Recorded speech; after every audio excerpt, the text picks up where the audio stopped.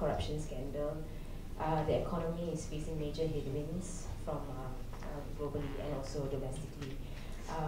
And the society as well is deeply entrenched in racial lines, even more so now. You know, I'm so old. You have to be clearer, slower, and louder. Oh, okay, sorry. Yeah, so where do you see the country heading over the next few years?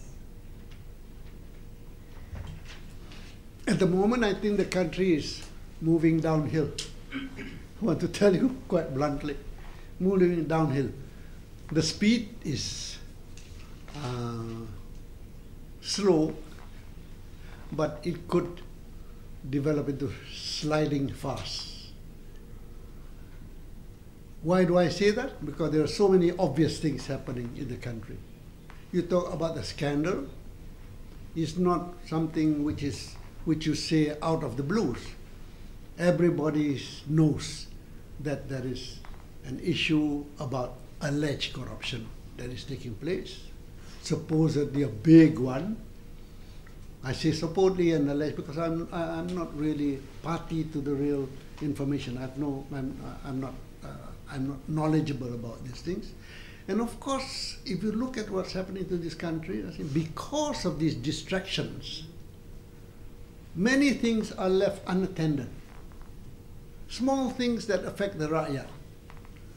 Sorry to say this, now I'll make my colleagues in government maybe angry. There are a few young UMNO people who are here. Maybe, are they here? Oh yeah, a few, one here. But why do I see this sort of thing, the new normal? There are too many new normals in the country. When you say, normally begitu, normally begini, ini I kata new normal, what?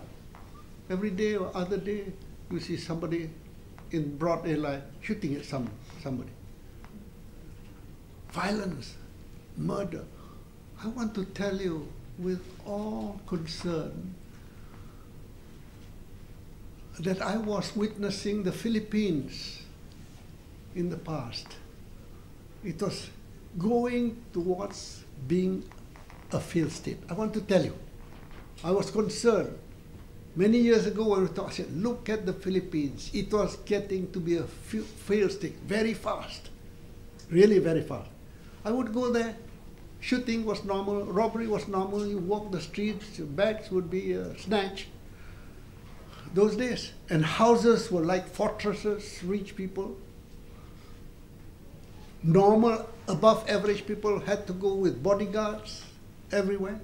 The richer ones have bulletproof cars. Those were the signs in the Philippines that made me conclude that it was very fast getting to failed state. I want to tell you frankly, I've been to the Philippines many times, officially most of the time, or even privately, a lot of times. Nothing. I used to say, my God, security, armed, in any settlement of houses, any place, kumpulan rumah-rumah, you know, others. Barbed wire, I laughed at them. I really laughed at it. Not in our country, it did not happen. Tell me now, that's what is occurring in our country, becoming the new normal. And the funny thing about it is that the Philippines, I'm not talking about Duterte, who's just taken over, maybe too early to decide, when that boy, I call him the Ninoy, when Aquino's son took over, within 6 years, I think luckily he grabbed Philippines and put it up a little bit. The growth rate of Philippines goes up. While I used to go to Philippines, all sorts of funny things happening, and also the roads were unattended to, the cars were all third class, not second hand, third hand, fourth hand, rickety things we're using.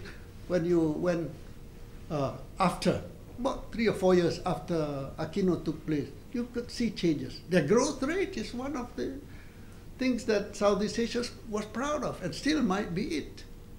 You see why? Leadership had taken over, and he managed to identify the issues. Now, as I said, Duterte, maybe he's too drastic, I don't know. you're naughty man, I shoot you. Maybe that is not required, maybe, but never mind. The point I'm saying, you compare what was Philippines, what was in Malaysia. Now Philippines go this way. The new normals in Malaysia are the things that concern me.